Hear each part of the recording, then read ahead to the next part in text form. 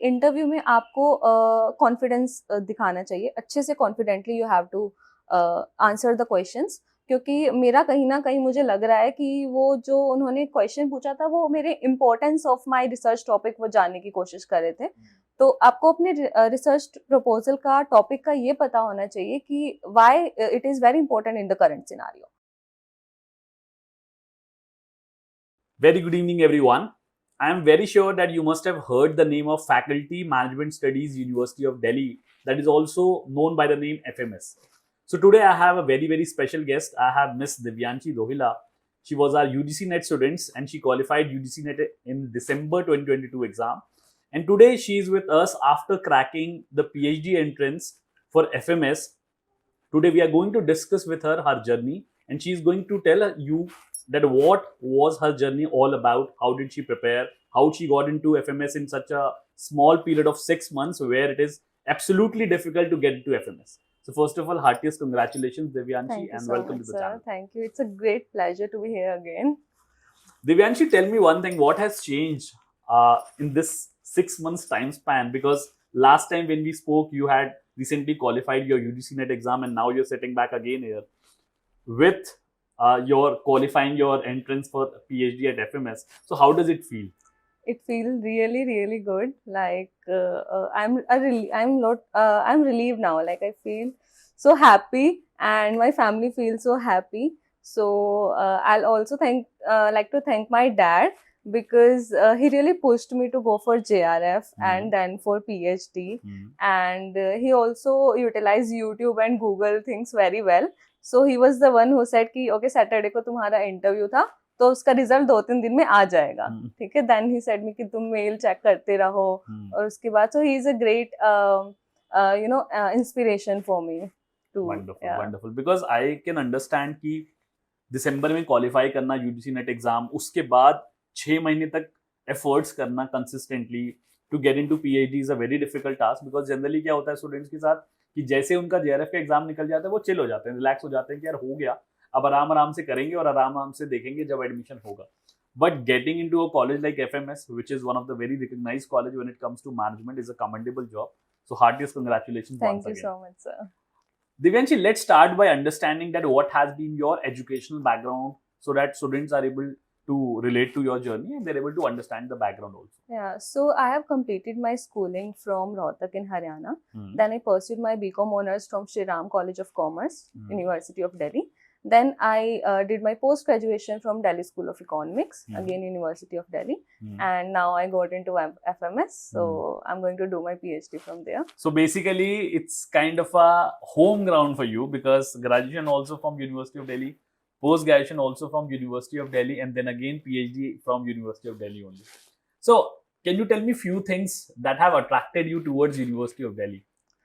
Yes, sir. Firstly, the crowd there is really good. The people here, you get to know them and you get to, feel motivated and do great things. Like in SRCC also, there were people who were doing startup and now they have multi-billion-dollar business in companies. So you get really motivated coming here. And then DSC also, I found great people. Also, the faculty is really good. All the teachers I found in SRCC and DSC, and I hope so in FMS also. So the faculty and the students both, they are really great here. So वो कहते हैं ना कि आपके पास एक अच्छा environment होना चाहिए in order to grow. So when you have a positive environment, when you have a conducive environment जो आपको motivate भी कर रहा है, inspire भी कर रहा है, तो automatically आपसे मेहनत हो जाती है. So I just wish that you are going to have a fantastic journey in FMS also. Thank you so much, sir. Divyanshi, now let's get straight to the point कि आपने क्या preparation शुरू करी? How was the process? How did you actually start? UGC net के बाद, because generally बहुत ज्यादा guidance नहीं है। मैं बहुत सारे स्टूडेंट से इंटरेक्ट करता हूँ, उनका बस एक ही सवाल रहता है कि सर यूजीसी नेट के बाद क्या करना चाहिए, how do we actually start? So how did you started, what was your steps that you took after qualifying UGC NET exam? Okay, so firstly, after clearing the JRF, I came here for the interview. Then from you, I heard about there is some research proposal thing and you have to make it. So then I started searching about it. Mhm. Then I also contacted one or two teachers from my college. Mhm. And then first thing I found that I have to do literature review. Mhm. उससे भी पहले मुझे research topic अपना search करना है. Mhm. तो मेरा starting से इंटरेस्ट इंटरनेशनल बिजनेस और ऑर्गेनाइजेशन बिहेवियर में रहा है. Mhm. तो firstly I look into the syllabus of these both subjects. Mhm. तो उसके बाद सिलेबस से तो कुछ ऐसा समझ नहीं आया कि कौन सा एरिया होना चाहिए. Mhm. Then I googled what are the emerging topics Mhm. where I can research. Mhm. Then after googling I found around 6 to 7 topics जो मुझे लगा कि हाँ Mhm. अच्छे हैं. Mhm. Then I asked my friends to look into it and tell me which one is interesting. Mhm. So finally उन 6-7 topics में से भी फिर मैंने देखा कि किसकी literature studies available है. Mhm. तो उसके बाद फाइनली मेरा डिजिटलाइजेशन टॉपिक सेलेक्ट हुआ. Mhm. उसके बाद रिसर्च प्रपोजल बनाने is one hack of job. So उसके बाद मैंने देखा, गूगल किया, बहुत सारी चीज़ें देखी, टीचर से बात करी, अलग अलग टीचर से बात करी, अलग अलग कॉलेजेस के टीचर से बात करी. उसके बाद मैंने रिसर्च प्रपोजल बनाना स्टार्ट करा. फर्स्टली मैंने लिटरेचर रिव्यू अच्छे से करा. तो उसके लिए मैंने रिसर्च स्कॉलर का यूज़ करा. उसके अंदर एल्सेवियर और साइंस डायरेक्ट और ऑलमोस्ट सभी के अवेलेबल थे पेपर्स. तो firstly I Google the word digitalization and then मैंने उसकी पूरी लिटरेचर रिव्यू करी. उसके बाद मैंने डिजिटलाइजेशन आई फाउंड आउट कि मुझे वो उसका भी बहुत स्पेसिफिक होना पड़ेगा. Like that is a very vague topic. उसके अंदर भी specialization. Then I have to find the research gap there. तो रिसर्च गैप ढूंढने में भी काफ़ी टाइम लगा. तो उसके बाद फाइनली आई फाउंड कि इंडियन एमएसएमई सेक्टर में डिजिटलाइजेशन की रिसर्च काफ़ी कम हुई है. तो उसके बाद मैंने digitalization and Indian MSMEs word को गूगल रिसर्च स्कॉलर पे डाला. फिर उसमें मैंने अच्छे से देखा कि क्या क्या स्टडीज अवेलेबल हैं. फिर उसके बाद भी आई फाउंड आउट कि मुझे उसके अंदर भी स्पेसिफिक होना पड़ेगा. लाइक कौन से और कुछ फैक्टर्स हैं जो और ज़्यादा इम्पैक्ट करते हैं बिजनेस ग्रोथ को या डिजिटलाइजेशन में इंडियन एमएसएमईज को. तो उसके बाद फाइनली मुझे काफ़ी सारे फैक्टर्स मिले, जैसे कि innovation, finance, cost optimisation, customer engagement. तो finally I selected 3 more factors specifically, that to the skill and workforce requirement, customer engagement and sustainability practices. तो ये सब देख के फिर मैंने अगेन रिसर्च स्कॉलर पे उनके टर्म सर्च करे कि digitalisation and skills and workforce requirement in Indian MSMEs. Then same for customer engagement and sustainability practices. Then finally मुझे around 20 to 22 research literature reviews मैंने अच्छे से उसको पढ़ा, 2-3 बार पढ़ा. उसके बाद मैंने फिर अपना रिसर्च प्रपोजल बनाया. उससे पहले भी मैंने रिसर्च प्रपोजल का सैम्पल भी देखा, बिकॉज आई डिडंट नो कि कैसा होता है और क्या किया जाता है. And I also studies H.K. Dangi sir's book for business research methods, because I did not know कि क्या क्या मेथड चूज हो सकते हैं.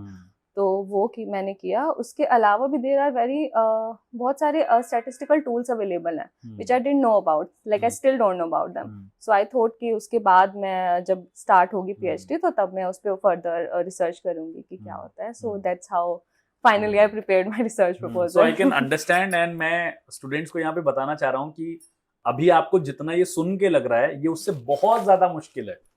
और ये क्यों मुश्किल है, I will tell you why. Because जब आपका एग्जाम क्वालिफाई हो जाता है, then you are on your own. वो कहते हैं ना कि आपको सिखा दिया, पढ़ा दिया और उसके बाद आपको मैदान में उतार दिया कि अब खुद से जाके आपको लड़ाई करनी है. वहां पे कोई गाइडेंस अवेलेबल नहीं है. जब तक हम एमकॉम कर रहे हैं, जब तक हम एमबीए कर रहे हैं, तब तक हमारे पास बहुत सारी गाइडेंस अवेलेबल है, बुक्स अवेलेबल है, मेंटर्स अवेलेबल है. But the moment you complete your masters and you have qualified UGC net JRF, उसके बाद हैंड होल्डिंग एकदम से बंद हो जाती है. And it's a complete transformation, because अब आपको टॉपिक भी खुद खोजना है, अब आपको पेपर्स भी खुद सिलेक्ट करने हैं कि कौन से पढ़ने हैं, रिसर्च प्रपोजल भी खुद बनाना है. और ऑफ कोर्स सी बात है कि अगर आप कोई स्पेसिफिक टॉपिक पढ़ते हैं जिसका लिटरेचर मुझे नहीं समझ में आता, for example I am not an expert in digitalization, मुझे उसके बारे में इंफॉर्मेशन नहीं होगी, so it's technically and humanly impossible for me कि मैं डिजिटलाइजेशन पे आपको गाइडेंस देने के लिए मैं पहले डिजिटलाइजेशन का लिटरेचर रिव्यू पढ़ूं. That's not possible. शायद यही एक एस्पेक्ट है जिसकी वजह से जितना ज्यादा स्टूडेंट्स पढ़ लेंगे, फॉर एग्जांपल अभी आपने कहा कि सर मैंने लिटरेचर रिव्यू पढ़ा गूगल स्कॉलर से एंड अदर एरिया से, तो जितना आपने पढ़ लिया, जितना आपको लिटरेचर समझ में आ गया, that is going to help you only in the process. अब वो आपको ही प्रोसेस में सबसे ज्यादा हेल्प करने वाला है. सो आई थिंक जितनी जल्दी स्टूडेंट्स ये चीज समझ जाते हैं कि यार अब खत्म हो गया, अब हैंड होल्डिंग खत्म हो गई, अब हमने पीएचडी शुरू कर दी है, अब हमें एक रिसर्च खुद ड्रिवन करनी पड़ेगी और हमें एज अ रिसर्चर कन्वर्ट करना पड़ेगा अपने आप को एज एन इंडिपेंडेंट रिसर्चर, तो उतना ही उनका काम आसान हो जाएगा। तो आपने 2-6 महीने बहुत मेहनत करी, but that has paid you of, और मैं गारंटी से कह सकता हूँ कि आपको लंबे टाइम तक बहुत हेल्प करने वाला है, because you have understood the process. Yes, sir. Thank you, sir. Divyanshi, now let's move to the next question, and that is कि ठीक है, टॉपिक आपने चूज कर लिया, रिसर्च प्रपोजल बनाना शुरू कर दिया। रिसर्च प्रपोजल बनाते टाइम क्या क्या चीजें आपके दिमाग में चल रही थी, क्या क्या एलिमेंट्स आपको लगा कि ये एलिमेंट्स मुझे फोकस करने हैं, उसके बारे में थोड़ा सा बताइए। सर सबसे पहले तो मुझे लगा कि प्लेगरिज्म बिल्कुल भी नहीं होना चाहिए। तो उसके लिए जो है आप एकदम कॉपी नहीं कर सकते हो कुछ भी, आपको अपने वर्ड्स में सब कुछ करना पड़ेगा, सब कुछ लिखना पड़ेगा, एंड दैट टेक्स टाइम। ठीक है, उसके बाद आपको पूरे उस पेपर की काइंड ऑफ समरी लिखनी है, उसको समझ के लिखना है, तो वो भी बड़ा मुश्किल काम है। और सबसे पहले रिसर्च टॉपिक सेलेक्ट करना ही सबसे बड़ा मुश्किल काम है। फिर रिसर्च प्रपोजल बनाना, उसके बाद भी काफी सारे ऐसे लिटरेचर रिव्यू है जहाँ पे बहुत सारे स्टैटिस्टिकल टूल्स यूज किए होंगे जो आपको नहीं आते हैं, तो आप उनको समझ ही नहीं पाओगे कि इन्होंने किस तरीके से उसका यूज करके और हाइपोथेसिस को टेस्ट कर लिया है और कैसे इन्होंने कंक्लूजन निकाल दिया है। तो बहुत सारे पेपर्स ऐसे थे जो मुझे नहीं समझ में आए, बिकॉज स्टैटिस्टिकल टूल्स ऐसे यूज किए गए थे उसमें।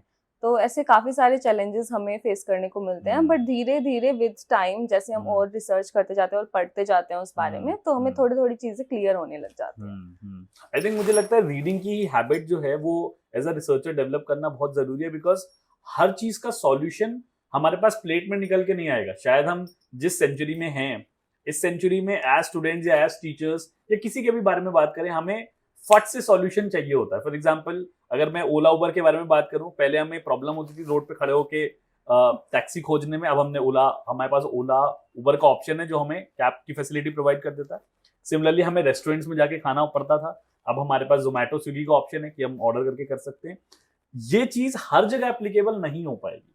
अभी एज रिसर्चर अगर मैं बात करूं, तो मैं स्टूडेंट से जब बात करता हूं तो उन्हें बहुत जल्दी होती है कि सर तुरंत हमें टॉपिक पता चल जाए, तुरंत हमें टूल्स पता चल जाए, तुरंत हमें टेक्निक्स पता चल जाए। मतलब उनको चाहिए कि अब वो फोन करके पूछें और उनको सारी चीजें फोन पे ही पता चल जाए। बट आप लोग जब आते हैं, आप स्टूडेंट्स जब आते हैं और आप जब अपनी जर्नी शेयर करते हैं कि सर पढ़ के समझ में आ रहा था, जितना हम पढ़ रहे थे उतना ज्यादा हमें क्लैरिटी होती, तो शायद ये एक मैसेज दे देगा हमारे सारे स्टूडेंट्स को कि नहीं, शायद एक्चुअल प्रोसेस यही है। It is not a spoon feeding kind of thing. PhD और research is not a spoon feeding kind of a thing कि हर चीज आपको बिल्कुल प्लेटर पे मिल जाएगी। So I think that's amazing, और मैं बहुत अप्रिशिएट करता हूँ इस चीज को, बिकॉज जिस तरीके से हमें मास्टर्स लेवल तक पढ़ाया जाता है और जिस तरीके से पीएचडी होती है, that is completely poles apart. तो आई थिंक कि जो प्रोसेस अभी आपने शुरू किया, अगर आप इसको कंटिन्यू रखेंगे, तो it's going to be wonderful journey for you. Thank you sir, मैं पूरी कोशिश करूंगी कि मैं सेम कंटिन्यू रखूं आगे। राइट दिव्यांशी, थोड़ा सा आगे चलते हैं। टॉपिक आपने सेलेक्ट कर लिया, रिसर्च प्रपोजल आपने बना लिया। Now I want to understand कि आपने इंस्टीट्यूशंस कैसे सिलेक्ट किए, बिकॉज ये भी एक इंपॉर्टेंट सवाल है जो स्टूडेंट्स के दिमाग में होता है। मैं तो उनको जनरली बता देता हूँ कि यार देखो, टारगेट एनआईआरएफ रैंकिंग के हिसाब से करो, बट आपने क्या क्या पैरामीटर्स के बेसिस पे इवैल्यूएट किया कि ये इंस्टीट्यूशंस हैं जहां मुझे अप्लाई करना है, कहाँ कहाँ अप्लाई किया, उसके बारे में कुछ बताइए। Okay sir, firstly I feel कि आप कुछ भी काम कर रहे हो तो आपको बहुत अच्छे से उसको करना चाहिए। तो अगर जैसे फॉर बीकॉम ऑल्सो मैंने सोचा कि अगर मैं कर रही हूँ तो मुझे बहुत अच्छे इंस्टीट्यूशन से उसको करना है। Same goes for MCom and PhD के लिए भी मैंने ऐसे ही सोचा था। मैंने आईआईटीज का भी सोचा था, आईआईटी दिल्ली का भी आई थॉट लाइक मैंने सोचा था कि दिल्ली में ही रह के कुछ हो तो फिर अच्छा रहेगा। तो आईआईटी दिल्ली के भी फॉर्म्स उस टाइम पे निकले नहीं थे, सिर्फ डीयू के ही निकले थे, तो फिर मैंने सिर्फ डीयू के ही फॉर्म फिल किए थे। और दैट टू उसमें भी मुझे नहीं पता था कि एफएमएस भी अवेलेबल है मेरे लिए, because I have JRF in commerce. तो मुझे नहीं पता था कि मैनेजमेंट में भी जा सकते हैं जेआरएफ कॉमर्स वाले। तो मैंने आपसे बात की और फिर तभी मैंने लाइक लिटरली लास्ट डे पे मैंने वो फॉर्म फिल किया मैनेजमेंट वाला। Then I got to know कि एफएमएस में होता है, बिकॉज हम सबने एफएमएस का नाम सुना हुआ है, एमबीए के लिए इट इज वेरी फेमस। तो उसके बाद फिर मुझे लगा कि फिर जब इंटरव्यू हुआ और फिर जब मैं वहाँ गई उधर इंस्टीट्यूशन में, तो जाते ही आई गॉट द वाइब कि मुझे यहाँ से करना है, बहुत अच्छा लग रहा है। तो that's how I selected it. तो इसका मतलब है कि थोड़ा सा क्रेडिट मैं आपसे ले सकता हूँ कि मैंने आपको लास्ट डे पे इन्फॉर्म कर दिया, because it's a very genuine question. और मैं आपके थ्रू बहुत सारे अपने बाकी स्टूडेंट्स को भी बताना चाहूंगा कि आप में से बहुत सारे ऐसे लोग हैं जिनको ये नहीं पता था।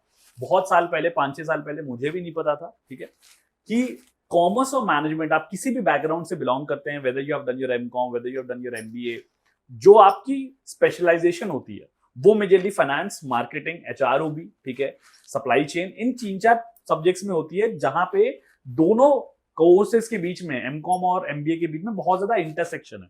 तो इसका मतलब क्या है कि अगर आपने एमकॉम किया है या फिर अगर आपने MBA किया है, आप दोनों ही कोर्सेज के स्टूडेंट जो हैं कॉमन डिपार्टमेंट में, जैसे इन्होंने कहा फैकल्टी ऑफ मैनेजमेंट स्टडीज, तो वहां इनको एमकॉम के भी बच्चे मिलेंगे और वहां इन्हें MBA के भी बच्चे मिलेंगे। सिमिलरली अगर मैं दिल्ली स्कूल ऑफ इकोनॉमिक्स के बारे में बात करूं, वहां पे भी MBA के भी स्टूडेंट्स PhD करने आते हैं और एमकॉम के भी आते हैं।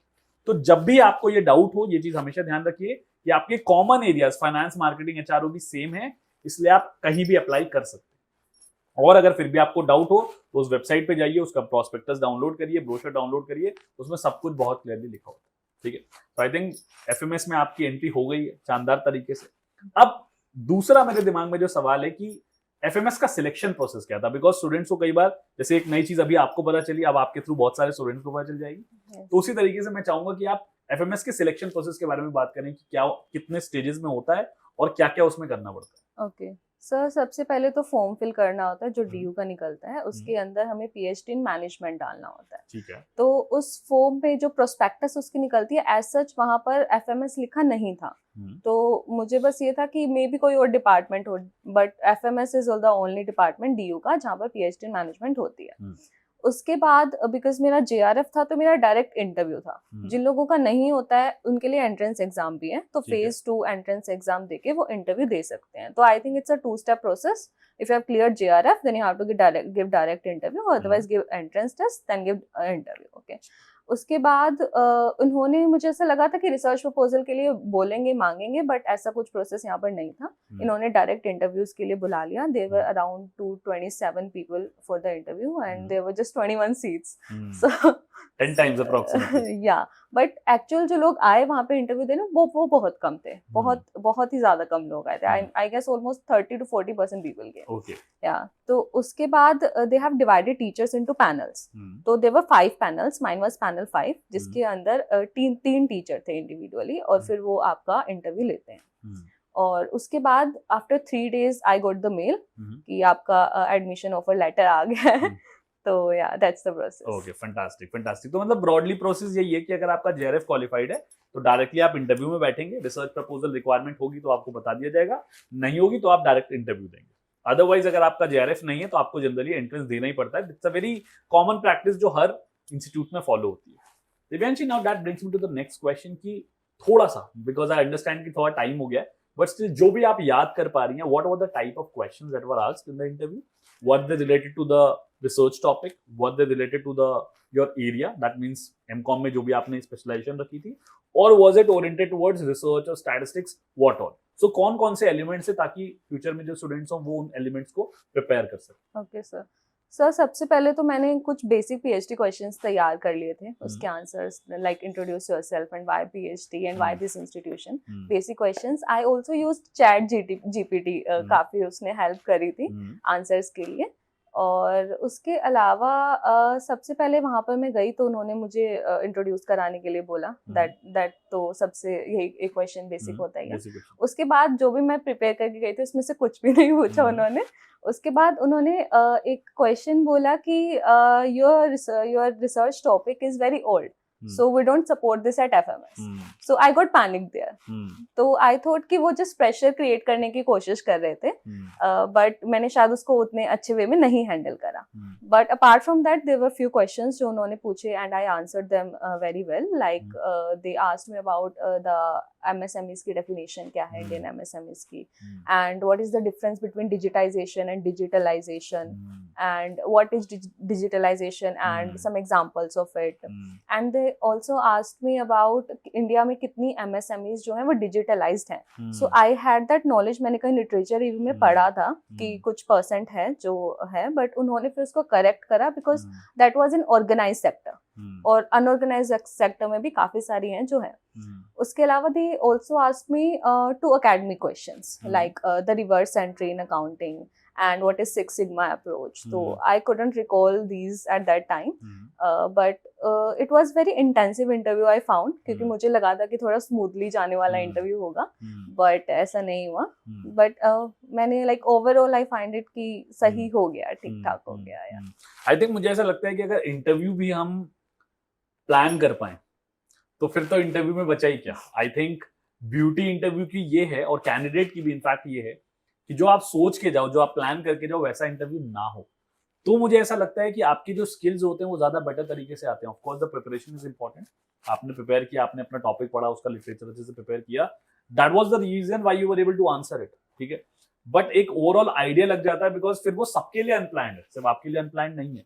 तो वहां पे जो आपने इतने साल मेहनत करी है, आपने एसआरसीसी से पास आउट किया है, उसके बाद दिल्ली स्कूल ऑफ इकोनॉमिक्स में मेहनत करी है, उसके बाद आपने 6 महीने का टाइम दिया है लिटरेचर पढ़ने में, वो सब निकल के आ जाता है. और मैं हर बार स्टूडेंट से यही कहता हूँ, और दोबारा आज यही रिट्रीट करूंगा, कि it's not just about 3 months और 6 मंथ्स जर्नी. कई बार स्टूडेंट्स को लगता है कि अच्छा सर 3 महीने पढ़ लेते हैं, पीएचडी में एडमिशन हो जाएगा. It is not actually like that. आपने 11-12 में मेहनत करी अच्छे से, तभी आपको एसआरसीसी मिला ना, वरना नहीं मिलता. अगर एसआरसीसी में मेहनत नहीं करी होती तो एंट्रेंस या जो भी डायरेक्ट एंट्री होती है कट ऑफ के जरिए, वो आपको डीएससी में नहीं मिलता. अगर वहां मेहनत नहीं करी होती तो नेट जेआरएफ क्वालिफाई नहीं होता. सो एक होलिस्टिक माइंडसेट के हिसाब से अगर हम देखें तो ये जो इतने सालों की मेहनत है, 8-8, 9-9 साल की जो मेहनत है, उसके बाद आज अगर आपसे अनप्लान्ड वे में क्वेश्चन पूछा भी जा रहा है तो कंसेप्चुअल क्लियरिटी है, इसलिए आप आंसर कर पा रहे हैं, वरना नहीं कर पाएंगे. सो आई थिंक वो इतने सालों की मेहनत है, और जिसको हम अंडर एस्टिमेट नहीं कर सकते. So I think that is beautiful. Divyansh ji, अब एक नॉर्मल बहुत अनकन्वेंशनल सवाल मैं आपसे पूछने वाला हूँ, क्योंकि आजकल स्टूडेंट्स को बहुत जल्दी है, मतलब चीजों को परस्यू करने में, चीजों को रिजल्ट बेसिकली लाने में जल्दी से जल्दी. सो मेरे दिमाग में ये सवाल है कि अब क्योंकि आपका एडमिशन हो गया है, एडमिशन के सिलेक्शन होने के बाद, उसके बाद आपने क्या तैयारी शुरू करी, क्या आपने अवेयरनेस रखी अपनी, या किन चीजों पे काम करना शुरू किया? सर अभी तो मैंने ये सोचा है कि सबसे पहले मैं स्टैटिस्टिक्स और रिसर्च मेथड्स जो हैं इनको बहुत अच्छे से पढ़ूंगी. लाइक इनकी जो भी बुक्स अवेलेबल हैं या जो भी टीचर सजेस्ट करेंगे उसमें बहुत अच्छे से उसको पढ़ूंगी. And for 1 year I guess there is course work. तो मैंने सोचा कि अच्छे से मैं सब क्लासेस जाके अटेंड करूंगी, और जो भी मुझे नॉलेज गेन हो सकती है वो मैं अच्छे से करूंगी. और आगे जो भी पब्लिकेशंस होंगी मैं उसमें पूरा अच्छे से अपना मेहनत करके उसको पब्लिश करने की कोशिश करूंगी, और जल्दी से जल्दी अपनी पीएचडी की जर्नी कंप्लीट करने की, अच्छे से कंप्लीट करने की ट्राई करूंगी. आई थिंक बहुत ही अच्छा अप्रोच है, बिकॉज जितने भी स्टूडेंट्स जो पीएचडी में एंट्री ले लेते हैं, सबको सबसे ज्यादा मेजर चैलेंज कहाँ आता है, सिर्फ स्टैटिस्टिक्स समझ में नहीं आ रही और रिसर्च मेथड समझ में नहीं आ रही. और मुझे ऐसा लगता है कि अगर ये एक बेसिक कोर है, मतलब आजकल हम इतना ज्यादा एम्पिरिकल रिसर्च और क्वांटिटेटिव एनालिसिस की तरफ मूव हो रहे हैं कि जितना अच्छा आपका स्टैटिस्टिक्स या फिर रिसर्च मेथड्स रहेगा, उतना आपका काम आसान हो जाएगा, because that gives you an overall perspective. क्योंकि वैलिडेशन करने के लिए कहीं ना कहीं कोई ना कोई टेक्निक तो लगानी पड़ेगी, चाहे आप कितनी भी बेसिक लगाएं. तो that's a very good approach कि आप सबसे पहले अपना फोकस स्टैटिस्टिक्स और रिसर्च पर रखते हैं. दिव्यांशी, नाउ एक बेसिक सा सवाल है कि आपने ऑर्गेनाइजेशनल बिहेवियर अपना टॉपिक चूज कर लिया है. अभी आपके दिमाग में कुछ आइडियाज आ रहे हैं या कुछ आपने इस बारे में सोचा है कि आप किस तरीके से आप एक exact specific topic figure out करोगे? How you going to do it? Okay, so I am thinking कि सबसे पहले तो मैं देखूंगी कि इसके अंदर लाइक मैंने पढ़ा हुआ है ग्रेजुएशन में भी और पोस्ट ग्रेजुएशन में भी, तो मुझे काइंड ऑफ नॉलेज है कि इसके अंदर लीडरशिप, मोटिवेशन और ये सब चैप्टर्स आते हैं, इनकी थ्योरीज आती हैं. तो मैं उसके अंदर और ज़्यादा उसको डीपली पढ़ के उसके अंदर क्या रिसर्च गैप्स हैं, कौन सी लिटरेचर रिव्यूज अवेलेबल हैं, कौन सा टॉपिक है जो मुझे बहुत ज़्यादा इन्फ्लुएंसिंग लग रहा है या मैं उस पर और ज़्यादा रिसर्च करना चाह रही हूँ, तो उसको मैं अच्छे से पढ़ के और उसको मैं डीपली अच्छे से पढ़ के तब सिलेक्ट करूँगी कि मैं क्या टॉपिक आगे चूज करूँ. अब मैंने एक क्वेश्चन जानबूझ के पूछा था, और ये मैंने क्यों पूछा था मैं बताता हूँ. क्योंकि अभी क्या होता है कि जैसे रिजल्ट आता है यूजीसी नेट का, वैसे स्टूडेंट्स का मेरे पास फोन आने लगते हैं, ठीक है, पूरी टीम के पास फोन आने लगते हैं कि सर से बात करा दीजिए. तो ऑफकोर्स टीम को मेरी लगता है कि सर से बात करानी शायद जरूरी होगी, तो टीम से बात करा देते हैं. टीम से बात कराने के बाद प्रॉब्लम क्या होती है कि वो पूछते हैं कि सर इस समय सबसे ट्रेंडिंग टॉपिक क्या चल रहा है, हमें वो पकड़ा दीजिए. इररिस्पेक्टिव, मतलब वो कभी ये बोलेंगे नहीं कि सर हमारा इंटरेस्ट इस सब्जेक्ट में है. अगर वो इंटरेस्ट बताने के बाद भी मुझसे पूछे ना कि सर इस एरिया के अंदर कुछ टॉपिक सजेस्ट कर दीजिए, प्रॉब्ली वो भी थोड़ा सेंसिबल लगता है. बट मैं आपके थ्रू, इस इंटरव्यू के थ्रू बताना चाहता हूँ कि research is going to be a very long journey. Now why do I say it to be a long journey? क्योंकि 3 से 4 साल आपने पहले पीएचडी करनी है, इसमें आपने सेम टॉपिक जो भी आपने एक बार चूज कर लिया वो भी पढ़ना है. इसके बाद मैं एक और चीज बताता हूँ कि पीएचडी के बाद नाउ यू हैव टाइम. अभी आपके पास टाइम है, जब आप अपनी पीएचडी स्टार्ट कर रहे हैं, आप अगर चाहें तो एरिया शिफ्ट कर सकते हैं। कई स्टूडेंट्स होते हैं जिनको ऐसा लगता है कि सर हमने एमकॉम फाइनेंस स्पेशलाइजेशन से कर ली है, अगर हम पीएचडी आईबी में करें या ऑर्गेनाइजेशन बिहेवियर में करें तो कोई प्रॉब्लम है क्या? कोई प्रॉब्लम नहीं, नोबडी इज गोना आस्क। एक बार आपने पीएचडी ज्वाइन कर ली, एक बार आपने एक स्पेशलाइजेशन बना ली, उसके बाद आप चेंज नहीं कर सकते। अभी आपके पास कंप्लीट मौका है कि आप फाइनेंस से, ओबी में, एचआर में, मार्केटिंग में, आईबी में कहीं भी जा सकते हैं। बट अब जो आपने टॉपिक चूज कर लिया, अब जो आपने अपना एरिया बना लिया, वो आपसे लाइफ लॉन्ग जाएगा। क्यों, वो भी बता देता हूँ, ठीक है, थोड़ा सा एनलाइटनमेंट दे देता हूँ यहाँ पे। क्योंकि जब आप असिस्टेंट प्रोफेसर की रिक्रूटमेंट के लिए जाएंगे तो they are going to ask your specialization, कि आप फॉर एग्जांपल एमबीए स्टूडेंट्स, जब आप एमबीए स्टूडेंट के साथ कोर्स वर्क करेंगे तो फाइनेंस वाले फाइनेंस में बैठेंगे, मार्केटिंग वाले मार्केटिंग में बैठेंगे, तो उनके जो प्रोफेसर्स होंगे they are going to be highly specialized and their doctorate would be in the same area. Finance वाले फाइनेंस पढ़ा रहे होंगे, ग्रेजुएशन की तरह सिस्टम नहीं होता है कि फाइनेंस वाला मार्केटिंग पढ़ा रहा है, फाइनेंस वाला एचआर पढ़ा रहा है। सो टेक्निकली स्पीकिंग अब जो आपने स्पेशलाइजेशन बना ली वो आपके साथ लाइफ लॉन्ग रहने वाली। सो आई रियली अप्रिशिएट कि आप इस चीज को इतनी इंपॉर्टेंस दे रहे हैं कि सर मैं अपने इंटरेस्ट के हिसाब से पहले पढ़ूंगी, समझूंगी, उसके बाद टॉपिक चूज करूंगी। So that's actually the right way of doing it. Yes, sir. Thank you, sir. Devanshi, now I would just like to get back to the last question now. आखिरी क्वेश्चन है मेरा कि आपने इतनी अच्छी जर्नी जी है, ठीक है, इतना इंस्पायर किया है स्टूडेंट्स को, ठीक है, through your journey of UGC net also, और अब आपका एफएमएस में भी एडमिशन हो गया है, ठीक है, तो अब आप स्टूडेंट्स को क्या टिप्स देना चाहेंगे? What advice you would like to give? Because बहुत हैसल रहती है कि यूजीसी नेट के बाद क्या करना। सो जो भी आप एडवाइस देना चाहें, जो भी आप टिप्स देना चाहें। सबसे पहले तो मैं ये बोलना चाहूँगी कि आप रिसर्च प्रपोजल बहुत अच्छे से प्रिपेयर करें, अच्छे से सर्च करके, और उसमें से सबसे इम्पॉर्टेंट बात ये है कि कॉन्सेप्चुअल क्लैरिटी होनी चाहिए। लाइक आपको अपने रिसर्च प्रपोजल का एक एक वर्ड आना चाहिए। Like I literally googled every word of my research topic जो मुझे नहीं समझ में आ रहा था। सेकेंड थिंग इज कि इंटरव्यू में आपको कॉन्फिडेंस दिखाना चाहिए, अच्छे से confidently you have to answer the questions, क्योंकि मेरा कहीं ना कहीं मुझे लग रहा है कि वो जो उन्होंने क्वेश्चन पूछा था वो मेरे importance of my research topic वो जानने की कोशिश कर रहे थे। तो आपको अपने रिसर्च प्रपोजल का टॉपिक का ये पता होना चाहिए कि why it is very important in the current scenario, ठीक है। और finally I would say that all the very best and you can do it. Fantastic. So I think Divyanshi, it has been wonderful talking to you. मतलब बहुत कम बार ऐसा मौका मिलता है कि स्टूडेंट्स के साथ दोबारा इंटरैक्ट करने का मौका मिलता है, but I think last time भी it has been a wonderful interaction talking to you. इस बार भी बहुत अच्छा लगा मुझे, और मैं बिल्कुल कॉन्फिडेंट हूँ कि जो भी स्टूडेंट्स ये वीडियो देखेंगे, ठीक है, वो एक आपने एक बेंचमार्क सेट कर दिया उनके लिए कि भाई अगर अच्छे से पढ़ाई करो, अगर अच्छे से मेहनत करो तो you can get the top institutes, and there is no doubt that FMS is one of them. So congratulations and thank you once again. Thank you so much. Divyanshi, as a matter of gratitude from the entire team of Anuj Jindal, I would like to offer you a small gift from our side. Thank you so much. We hope that you do wonderful ahead and your career journey, your research journey moves in the upward ladder only. Thank you, sir. It's a great pleasure to be here again. Thank you. Yeah. And at the end, I would like to tell all my students कि देखो, doesn't matter from where did you start, ठीक है, किसी की starting SRCC से होती है, किसी की किसी और कॉलेज से होती है, doesn't matter. बट जिस दिन आपको ये रियलाइजेशन हो जाए कि अगर मैं हार्डवर्क करूंगा या करूंगी, I am going to get success, आपको उसी दिन से पेन उठा के हार्डवर्क करना शुरू कर देना चाहिए with a lot of conceptual clarity. So that was all about today. I hope you enjoyed the session. अगर सेशन पसंद आया हो तो वीडियो को लाइक कर दीजिएगा, चैनल को सब्सक्राइब कर दीजिएगा, और अगर थोड़ा सा भी लगता है कि दिव्यांशी की जर्नी ने आपको इंस्पायर किया है तो कमेंट सेक्शन में कांग्रेचुलेशन जरूर लिखिए। Thank you, all the very best, and do subscribe to the channel.